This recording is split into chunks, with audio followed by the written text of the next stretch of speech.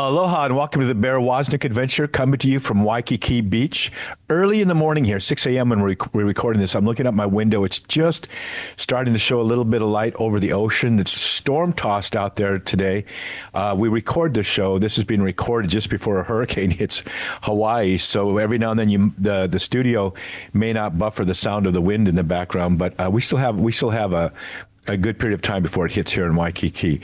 So we're stoked to have as our guest today, Drew Vilinsky. We're going to talk about a chaplaincy program that he has developed and is helping to foster all around North America. We'll be right back with more of the Bear Woznick Adventure.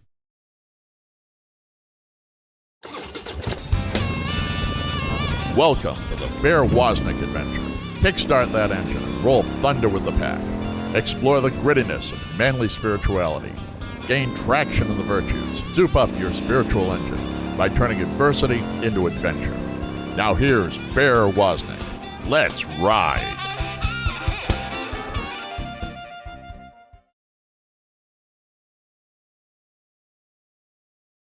Aloha, welcome to the Bear Woznick Adventure. Welcome back. I'm going to read you a quote from my newest book.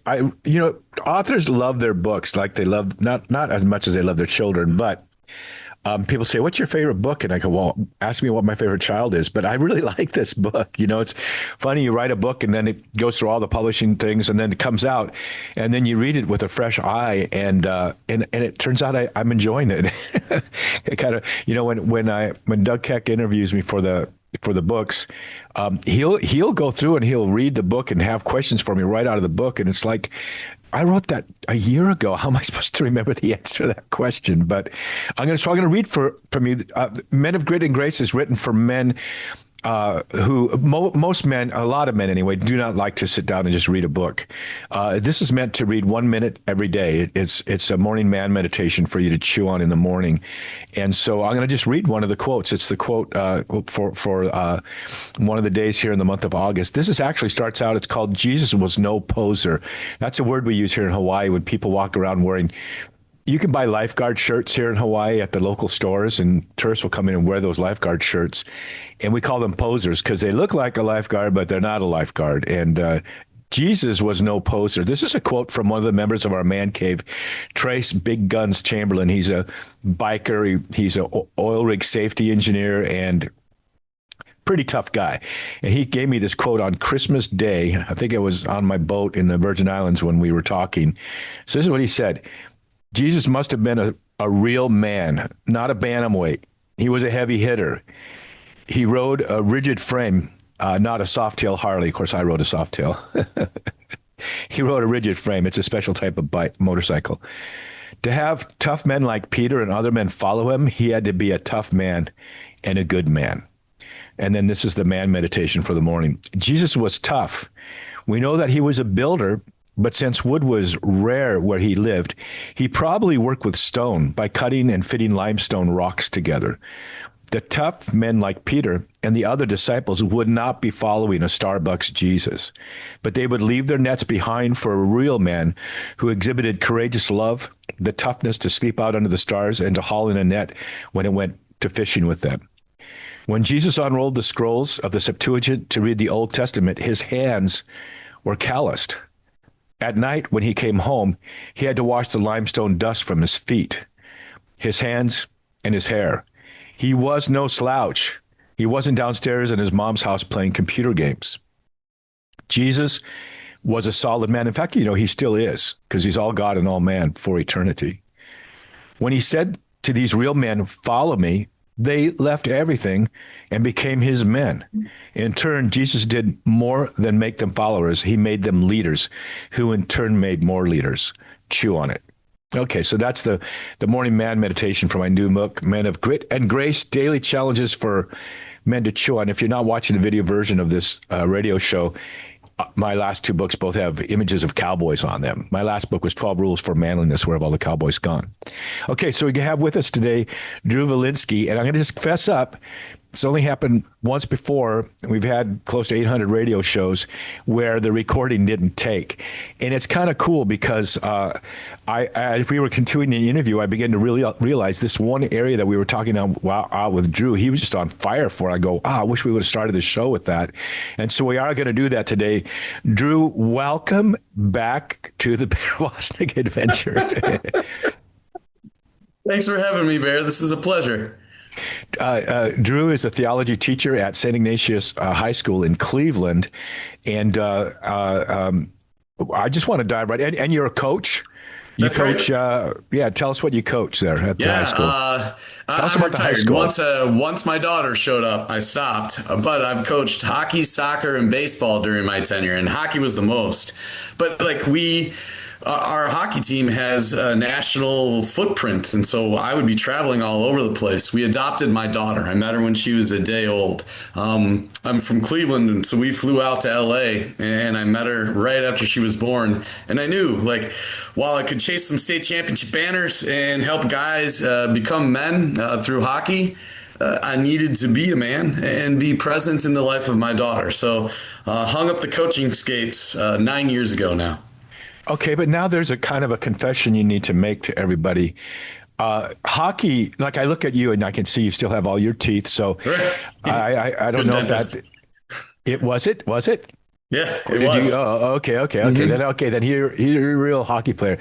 But I know some hockey players, and they're pretty tough guys, just like what my meditation was on. But Drew, what's this Starbucks thing you're talking about where you're out playing disc golf, frisbee golf? Right. I thought what's that about? That's quite a switch.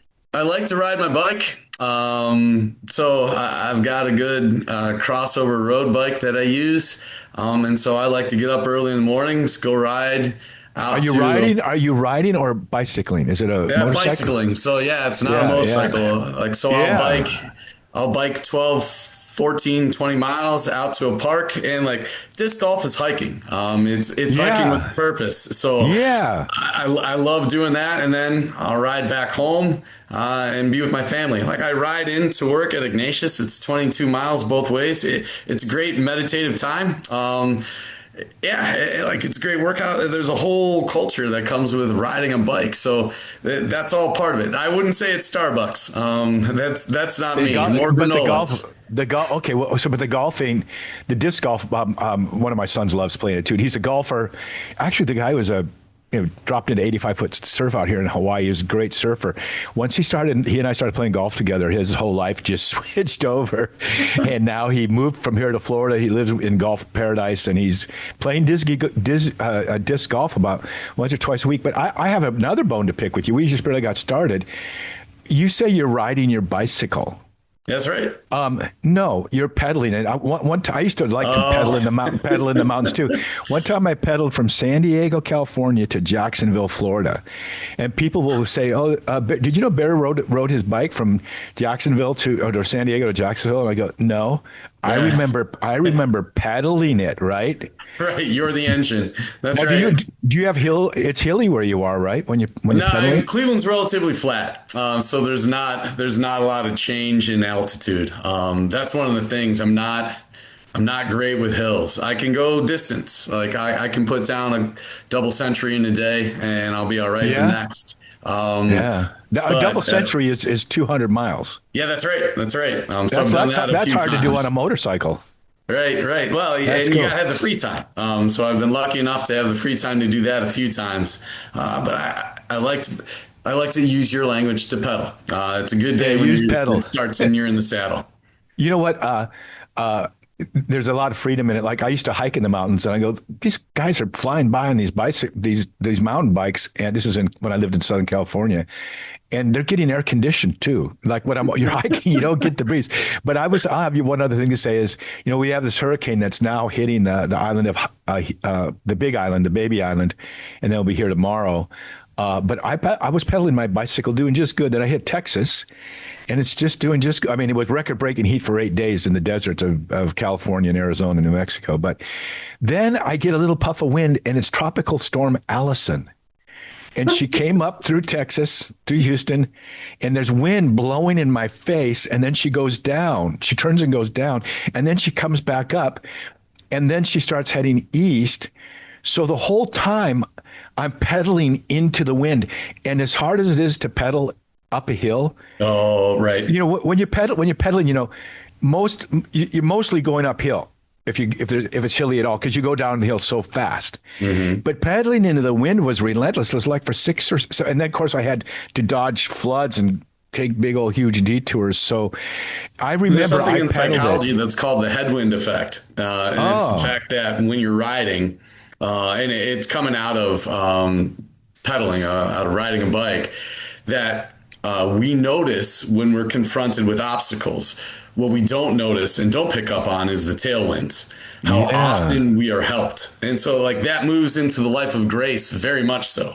Like I notice when all of the obstacles are in front of me, when Satan's put them there and I'm smacking right into them. I rarely notice when the angels have lifted me up. I rarely notice and pay attention to. And so like, pedaling a bike the way that you're thinking of it, riding a bike in my nomenclature, it leads to gratitude. Gratitude for the wind behind me, gratitude for the smooth road, the fact that a road exists in the first place. So I try to fight against the headwind effect and acknowledge it when it comes, when those obstacles are there. But I try to fight against it and become more grateful. And then it's just one. It's just one pedal stroke at a time, right? Too. It's like, you know, it's as soon as you, like when I was going through the desert, you'd see these mountains way off in the distance, 60 miles away, but you would know that as soon as you entered the desert, you're on your way out the other side. But it is grit and grace, isn't it? It's the downward. It's doing chopping wood. One more pedal stroke, or like paddling out here in the ocean. One more paddle stroke gets you through. But it's just when I was training for my ninja black belts, my sensei would assist me by putting his hands on my shoulders and pressing down on me. Mm-hmm. He said, "I'm helping you." I go, "What?" He goes, "Yeah, I'm helping you to get stronger." And then when I couldn't do one more, he would just say, "You can do one more of anything." So we know there's some men out there, and there's listeners out there right now that are up against it, right? It's grit and grace. You provide the grit. And God will be there to provide the grace, and He knows how much you can bear. And it's only in that resistance training that you get stronger. We're going to talk to Dr. Drew why we really have him on the show here when we get back from this commercial break.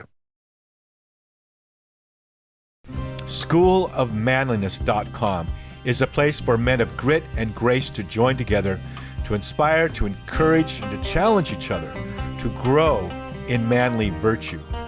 Members receive morning man meditations, a monthly curriculum that is rich with audio, video, and written content, and a trail guide to help you map out your new trajectory. Many of our members lead their sons through this same curriculum.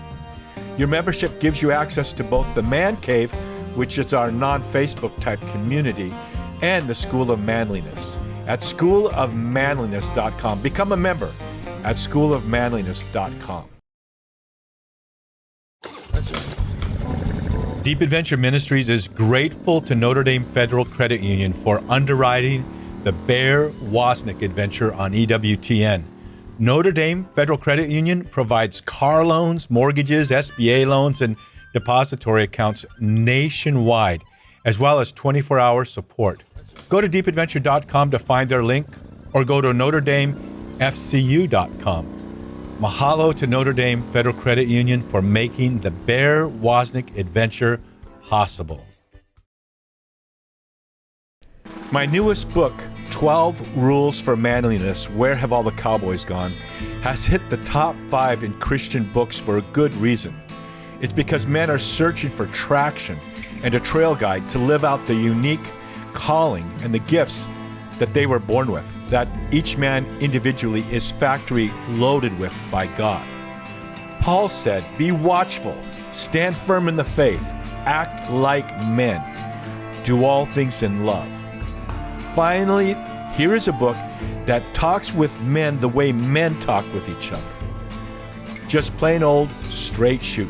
By the way, Mama Bears, this is your chance to get this message to your men. Go to schoolofmanliness.com or anywhere books are sold. 12 Rules for Manliness. Where have all the cowboys gone?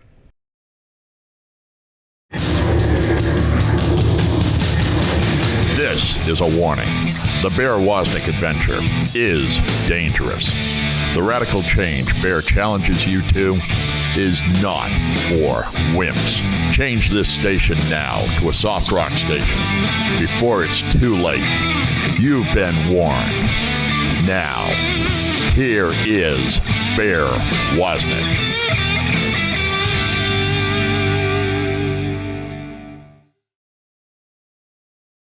Aloha, welcome back to the Bear Woznick Adventure. We have as our guest Drew Vilinsky. The more we talk, the more it's like, oh, I get to know who this guy is, you know. So it's so cool what you said about how you, when your child came, you stopped chasing championships. You know, you had seasons in your life, and it's so weird. It's the exact same phrase I use, chasing championships.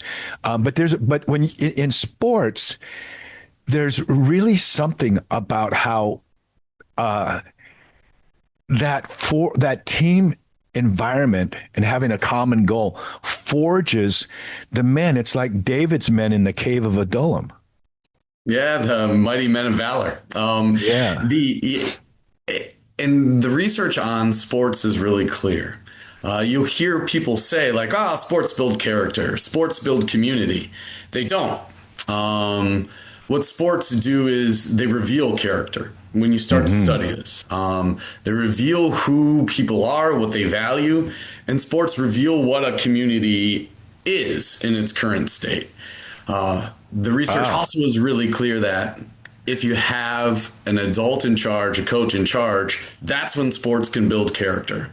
That's when sports can build community. Like those things are possible, they're potential, but they don't necessarily actualize unless you get somebody who's really intentional about it. Your football coach in Waco was deeply interested in building your character. The legion of men at my high school who have leveraged athletics to build good men, to build good Catholic and Christian men. And so our chaplaincy program is coming out of that crucible. It's coming out of that thought process that there's the potential here. How do we leverage that to invite guys to come to know Christ?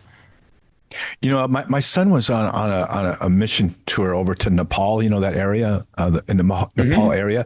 And I don't know the terrain that well, but they were up high in these crazy, most dangerous road in the world in their bus. And then they went down into the jungle area, and they went into these area where they had to hike in, and they noticed there was these lookout.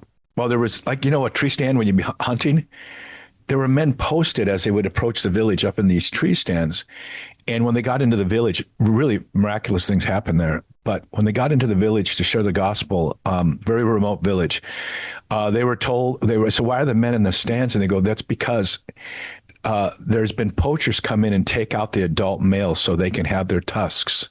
And there are very few adult males to mentor, to train, to discipline, to bring into order the younger, like teenager elephants.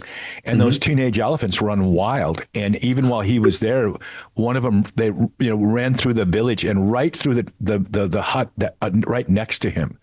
And so it's just such a lesson how young men need their dad, but so many young men don't right now. And so to have older men who to be there, the older men to be there and to kind of give them the navigational beacons, you know, the boundaries, and to say, you can do this. We need that. And that's what your chaplaincy program, it turns sports into something that brings it to a whole new level. Why do you call it chaplaincy? Yeah, that's fair enough. In one sense, because it was a convenient name. In a second, we're looking at like the history of the armed forces and how they would have a priest embedded with the troops. So somebody who was part of the unit, whose job though it was to be able to invite into the depths, like you just articulated, and to a company whose role would be automatically affiliated with the church and with Christ. So that's where it's coming from. We looked at the opportunity that athletics and the performing arts present at our school. Like I was telling you before, we hit record that my high school in 2005 was rated by Sports Illustrated the 16th or 18th best sports high school in the country, the number one sports high school in the state of Ohio. We have this deep athletic infrastructure. We win state championships. Guys go on to play in high school. They go on to play in the pros. And our school will say that we practice faith on the field.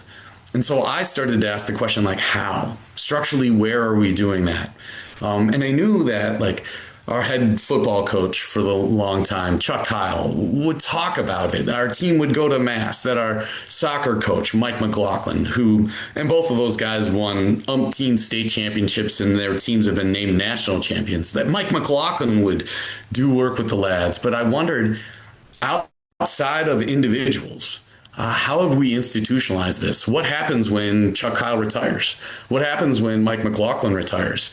How do we make sure that this is forever part of what we're doing? And the chaplaincy idea came to mind from that. And so, what is the chaplaincy and this gathering of leaders that you have coming up in October? Tell us about what that's all about. Yeah, how does the chaplaincy, I know right there, I think, you got a few different chaplains there working with your sports teams, but you have over a dozen. So just tell us how you embed people and what this big conference is about. Sure. So in the exact same way that like a football team, like the head coach of a football team should be able to coach every single position. But they all have offensive coordinators, defensive coordinators, special teams, men or women to help them run the show. Well, now imagine on every team or club. So at our school, the way we envision it is any place where kids find community, identity, and meaning. So any of those, we have a chaplain. They're like the spiritual coordinator for the team. They work with the head coach and are embedded with the team. And they will have weekly time, we call them chapel talks, that's organized where we're going to stop, we're going to slow down and reflect. And the chaplain helps the lads see, hey, here's what's going on with the team, like the rugby. I'm the chaplain for our rugby team. Here's what's going on with us this week. Here's how our faith speaks to that. Then here's how it's not about rugby, it's about life, or it's about the man that you're becoming. And here's how our faith speaks to that. Those chapel talks last 15 to 20 minutes. They're part of the week in the exact same way that like watching film is part of the week, practice is part of the week, game prep is part of the week. It often involves journaling from the lads. Sometimes it's a kid who's walking them through that process. It's phenomenal. So that's part of the organized stuff. We also organize blessings for teams. Like our football team just had blessings of the helmets in the school's chapel a week ago. We do stuff like that, but there's ad hoc things then that the chaplain does because of his ministry of presence. So he helps guys who are injured. Their bodies are going to heal, but what about their souls? Mm-hmm. It's a huge strike to guys' identity when they can no longer play. So the chaplain's there for that. Or if a guy gets moved down a level on the depth chart, or if a kid jumps up and makes a brilliant play, like the chaplain is there in his ministry of presence to be able to meet them in those moments and show them that all of those are God's grace. Our Lord reaching out to them. And what about that's in general what the chaplain does. We have 29 active chaplaincies, actually I think 30 now, and we have 28 different people on campus, 26 lay people and 2 Jesuits who run them. Yeah, so what if the kid's having some other issues outside of just the sports environment? Is he there to coach them along? Does he come alongside them in that way too? Or Yeah, that's a great question. I would contend he's one of the people that's there, right? So it's not a like there's a whole safety net that exists at our school of brilliant teachers of goodwill, excellent administrators, and then like we have counselors at school too, and the chaplain would loop in each one of those people. There you go. Yeah, because he may know that, but they won't know that. Yeah, that's precisely. And it's so professional, and it's done in a way that protects the child too from I have a friend of mine, Gerard Middleton. He's a championship surfer, and he innovated stand-up paddle surfing. He's the one who kind of brought it from Hawaii to Florida. But when he was a young man, he was a Southern Baptist minister at the University of Miami. He was the sports chaplain, and that guy walks around with 4 big huge national championship rings. And as I got to know him, I realized that he had a real impact on these men, because even now, as they're off in the pros or off starting their lives, 10, 15 years later, these men still reach out to him and are part of his life. So it really brings to bear. We're not just going to let this kind of half-hearted happen. We're going to be intentional about this. We're talking with Drew Vilinsky. When we come back, we're going to talk about a big new conference that's going to happen with to bring chaplaincies together from around the North America in October. But can you just tell me the date of it, and then we'll come back and we'll talk about it. Absolutely. October 14th through 16th in Cleveland, Ohio at St. Ignatius High School. St. Ignatius High School, home of the Wildcats. We'll be right back with Drew Vilinsky. People love our EWTN TV show, Long Ride Home with Bear Woznick. Thanks to you, the show has won 4 different Tally Awards. And now, instead of waiting each week for the next episode to air, you can actually binge watch our show and even share it with your friends when you go to deepadventure.com and join the Mama Bears or the Man Cave. Along with all the other benefits, you get total access to all the seasons of our aired episodes, plus instant access to episodes that won't even air for several months. Long Ride Home with Bear Woznick, a great way to communicate the gospel in a gritty enough way that even tough men will stop and watch at deepadventure.com. Here is a YouTube video short, which is based on an excerpt from my newest book, 12 Rules for Manliness, Where Have All the Cowboys Gone?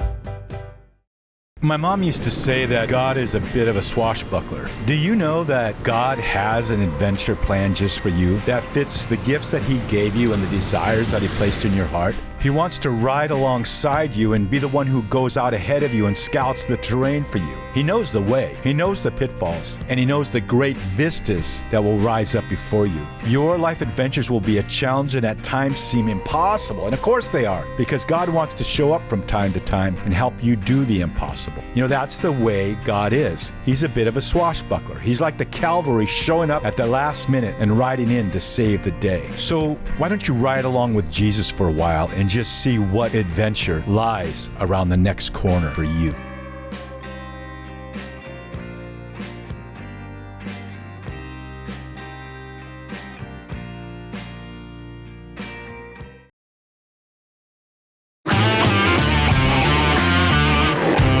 Be the kind of man that when he gets out of bed in the morning, the devil says, "Oh no, he's up." Go to deepadventure.com and invite Bear to speak.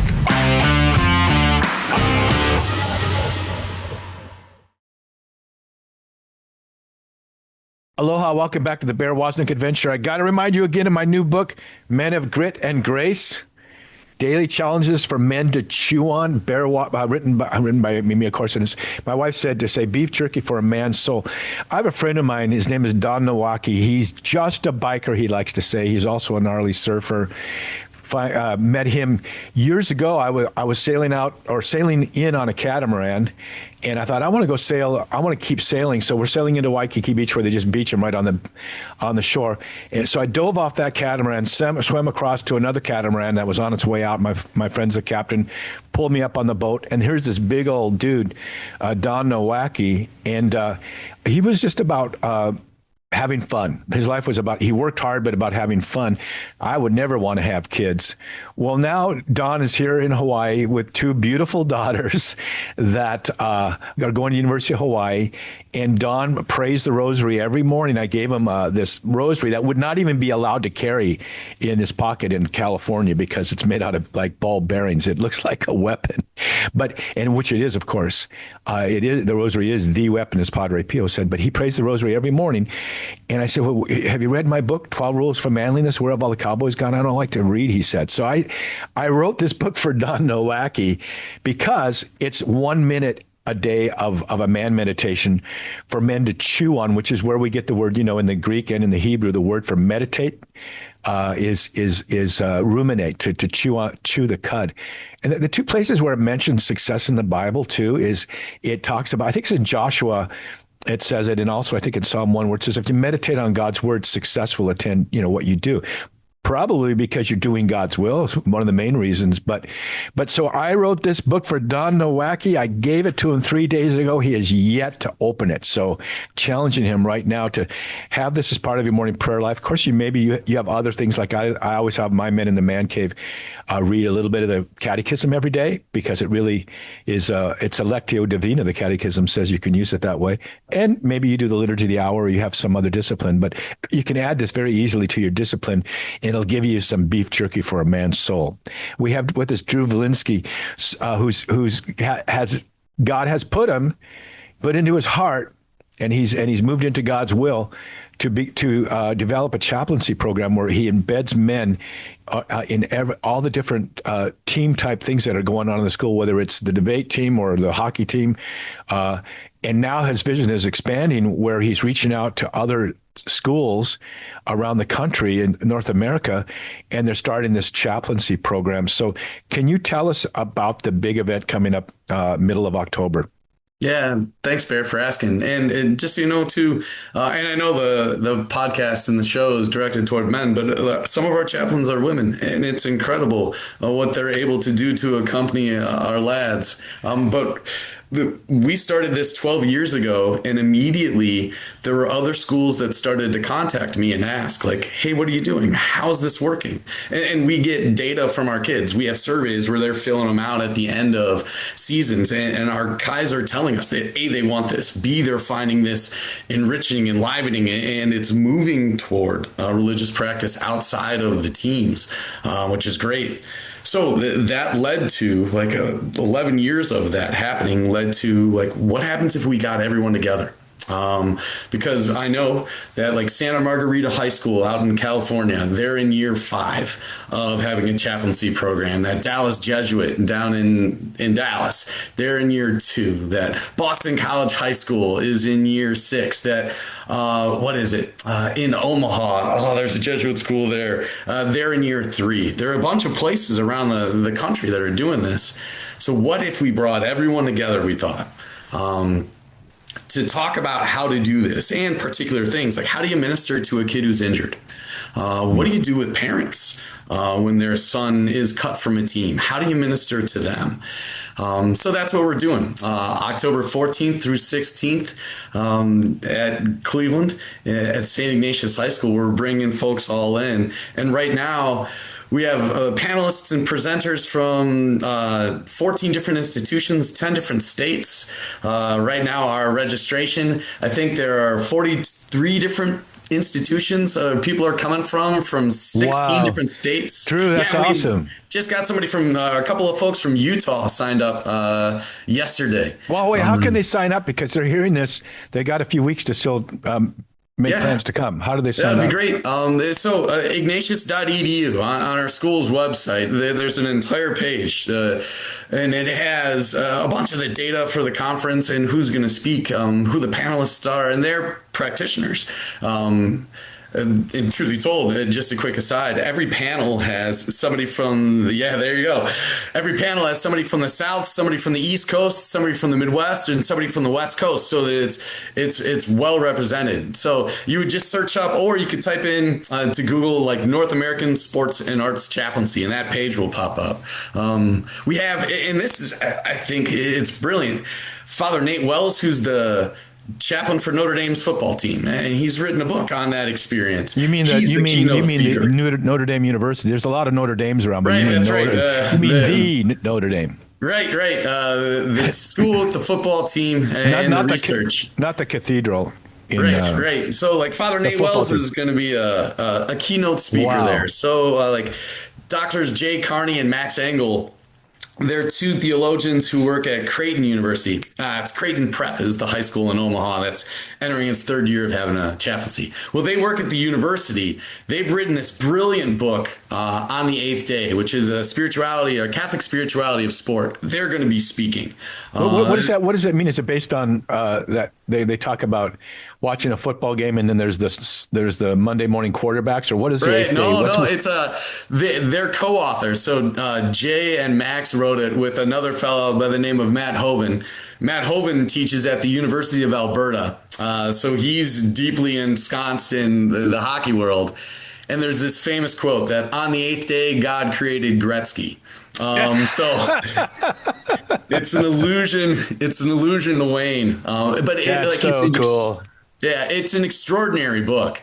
They teach a class on spirituality of sport at Creighton U. They've written the book. They're going to come and talk about those intersections and how we can do that in a practical way with guys and gals at the high school level. And then another one of the keynote speakers is Brian Polian, who's the head coach at John Carroll University. He was an AD. He is the AD at John Carroll.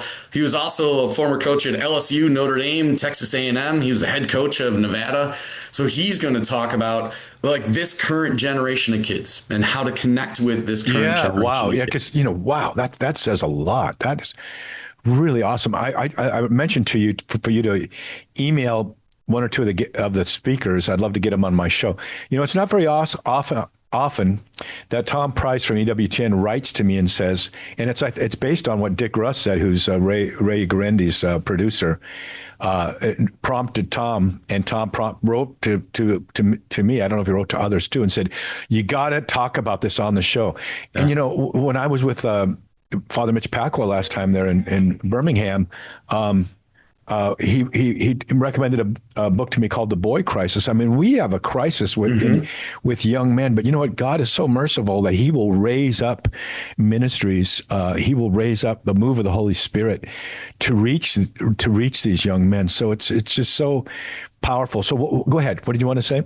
I was going to say, Bear, a quick story along those lines. I have a couple of them. One of them this year. I'm a chaplain for our rugby team. Really? That is the toughest. That's one of my sons played. I couldn't do it. It's incredible. And our lads they're very good. They were national runners up this year. Last year, wow. The year previous, they won the whole thing. They have an international imprint where they've played in Argentina, Japan, Ireland, France. Their head coach, Dan Arbeznik, does an incredible job with them. Wow. And they want, because I get the surveys from them and I talk to the lads. How many members are on the team? They want time. Our program has around 150. In the rugby program? Yeah, it is the second largest, if not the largest. It will vacillate year in, year out, team on campus. Because we have a multitude of teams. Guys get to play and learn the game, and it's incredible. Okay. But what I was going to say is so like rugby has 3 chaplains for each one of the levels, varsity, JV, and freshman. They want the time to sit back and reflect. And what we end up talking about with some of the toughest kids on campus is we talk about love. To love is to will the good of the other, right? It's to do things for the other. And rugby is a sport where you have to sacrifice yourself. Okay, now hang on. I want you to really develop this thought. We got to take a break because I love that you just quoted Aquinas. That's right. In regards to rugby, we'll be right back with Drew Vilinsky talking about the chaplaincy program at St. Ignatius High School and the North American Conference that he's hosting there on middle of October. We'll be right back with more of the Bear Woznick adventure.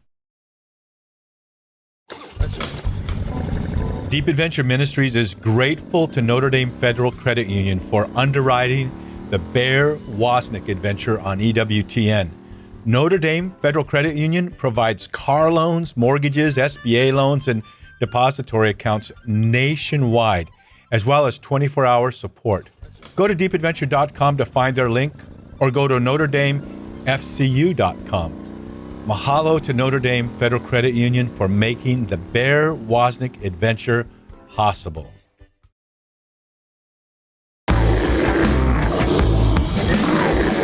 Are you still listening? I thought we warned you to change to an easy listening station. Well, you asked for it. Here is more of the Bear Woznick adventure.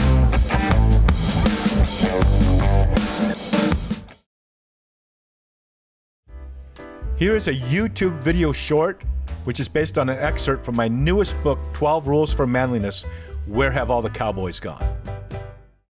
The Great Cosmic Chasm. Disordered passion is simply an out-of-control drivenness, an unbridled, excessive wanting for a true good that God created for us, but it goes too far and becomes out of control. It is a drivenness to have more and more of something in a way that can never really satisfy. One of the early church fathers, you know who they are, they look a little bit like ZZ Top. He wrote that a man that just seeks pleasure is like someone walking down the street eating air, and all he's do is filling himself with more emptiness. That great cosmic chasm in our heart is actually an infinitely large chasm because it's meant to be a temple. It's meant to be a house for an infinite, eternal God. But being the gentleman that God is, He will not force His way into that chamber of our heart. We must seek Him and respond to Him and open the door to our heart. Do you hear Him knocking?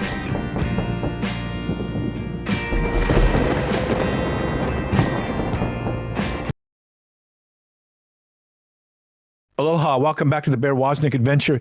Hey, we have our website, schoolofmanliness.com. We now have a place there for the mama bears. We have a weekly blog that's posted, and now we're starting to have some weekly type short video thoughts too for the mama bears, because the mama bears are the ones who get the men to come to our ministry. When we were when we were speaking at a Eucharistic conference in Hays, Kansas a couple weeks ago, so many women came up and said, "I'm going to sneak into your talk to the men," but they barred them at the door. They wouldn't let them in. But because it is those mama bears that bring the men to the ministry, and also we have the man cave there. That's a non-Facebook community of men.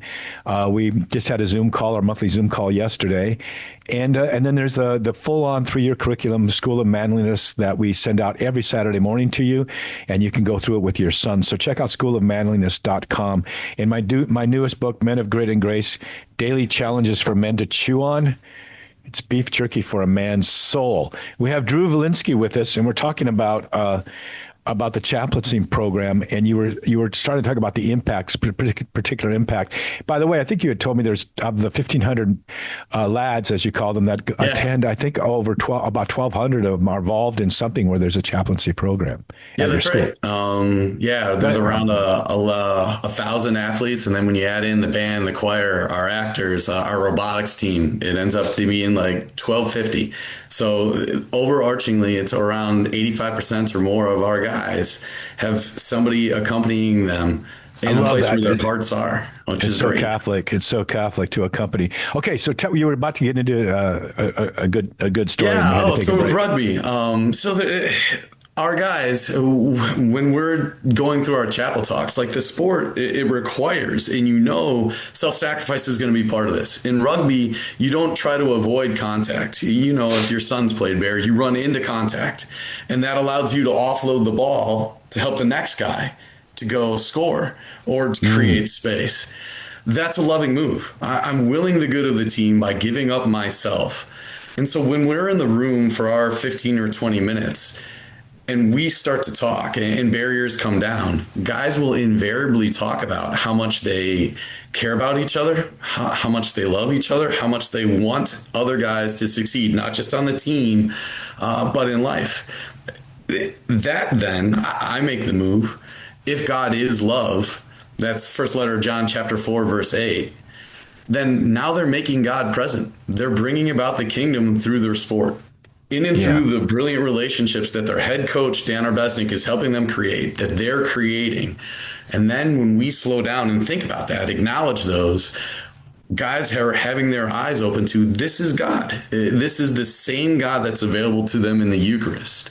This is the same God that's available in the sacraments when they do service with our less fortunate brothers and sisters. All of that, like, they want that. They want that to be part of their experience of high school. That's what the conference is about. That's what the role of a chaplain is for. One last quick story. We had I have a legion of stories, but to what you had said earlier, where there's like this crisis of manhood for boys. There's this crisis of, how do I become? I had a lad email me earlier this year. He had been moved down on the depth chart. And his email was, help me out. I don't know who I am without football. Wow. Oh, that right. says it all. Yeah. Right. All right. So where's his identity rooted? But what a great question. What a great question, though, that he had that self-awareness for the first place. Right. And now think, like, what we're doing in part is creating time for him to dance with that, for creating relationships with him, with an adult who can help him dive through that and provide, like, well, how about this? How about that? Like, all of that in this context of our Catholic faith and inviting him more deeply into it.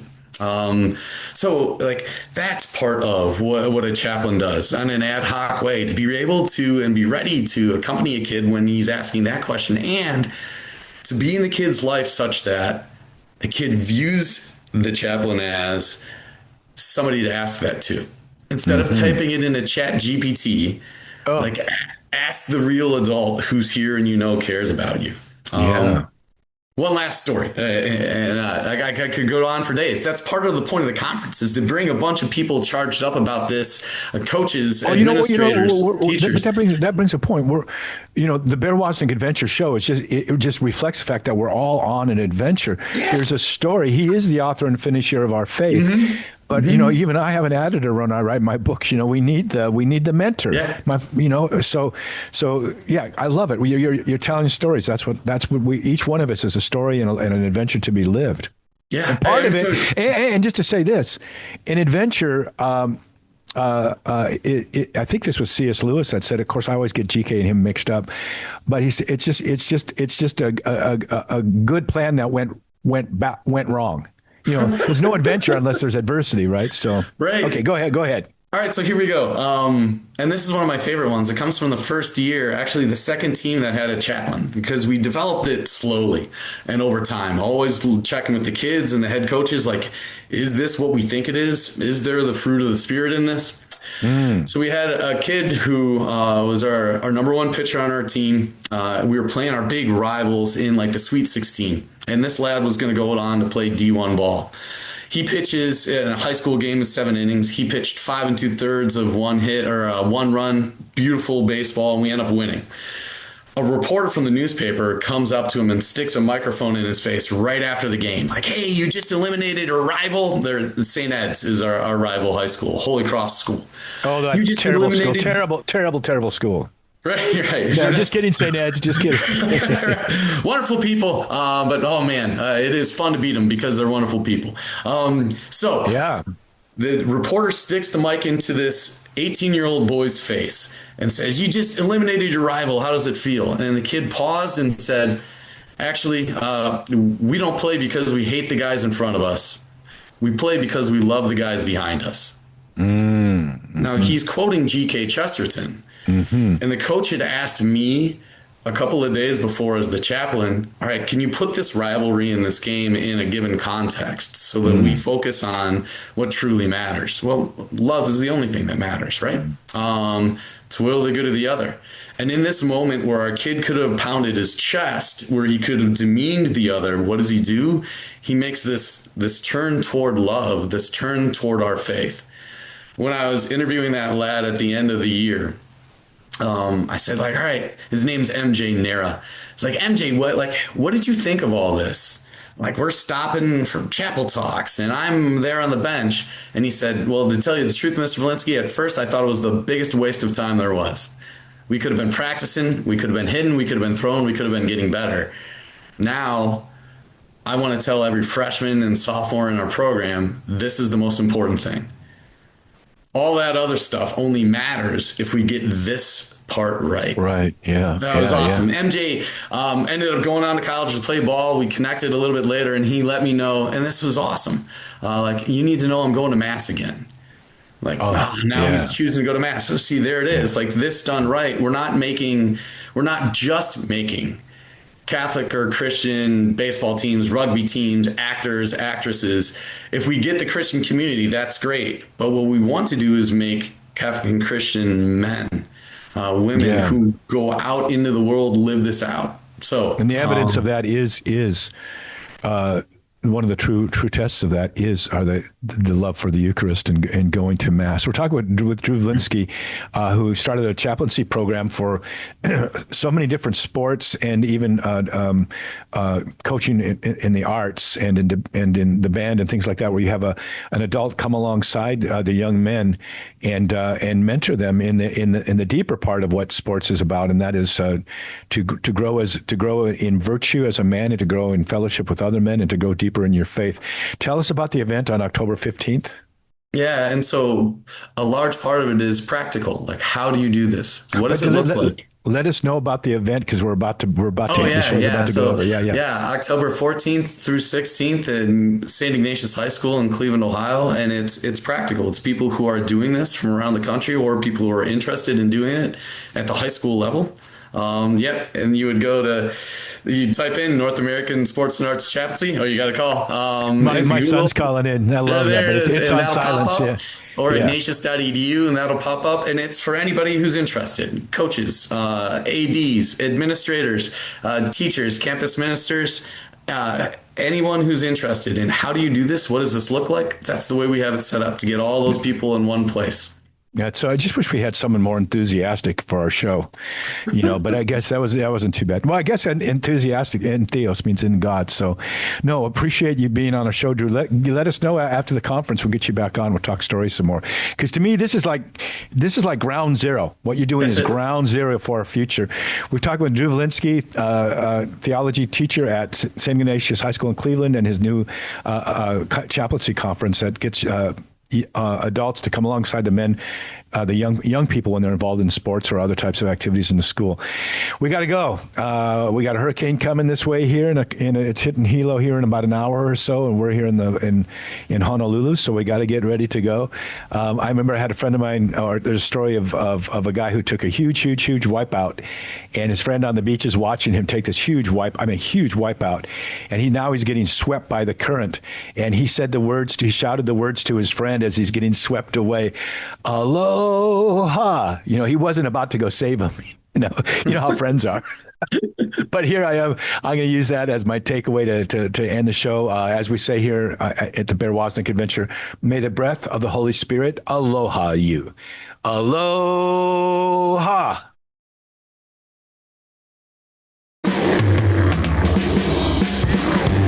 Thanks for listening to the Bear Woznick Adventure. Find more manly conversation at the Bear Woznick Deep Adventure YouTube channel. Subscribe and ring the bell.